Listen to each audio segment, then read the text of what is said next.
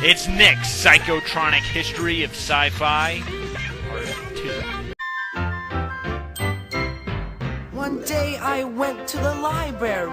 I found this book. It was great. It was so cool I couldn't put it down, even when it got pretty late.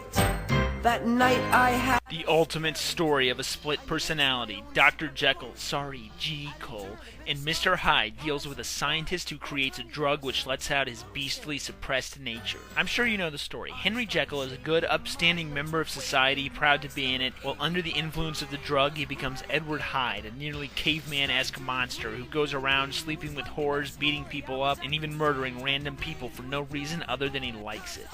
In short, he'd make a great drinking buddy in Scotland. The story deals with the dual nature of man, how every human being has the capacity for good and evil.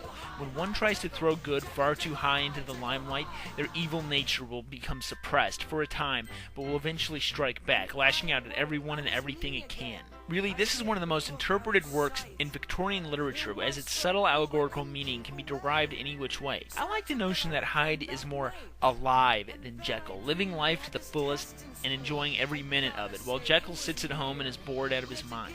It speaks to me, saying that civilization has corrupted man and will only truly be happy if we give in to our savage urges. Or we can sit around watching YouTube all day, whichever. It was a huge success upon publication, being turned into a play within a year, having been adapted hundreds of times for the screen, most notably with Frederick March. It's become synonymous with the notion of good and evil, with people even describing polar behavior as Jekyll and Hyde without knowing the real origin of it. I recommend this one if you haven't read it already. It's only about 100 pages or so it doesn't dick around with useless crap. Robert Louis Stevenson really knew how to spin a yarn with this and Treasure Island.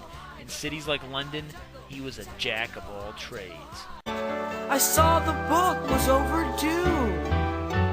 The book lady said, Are you returning? I thought, and I said, no, renew.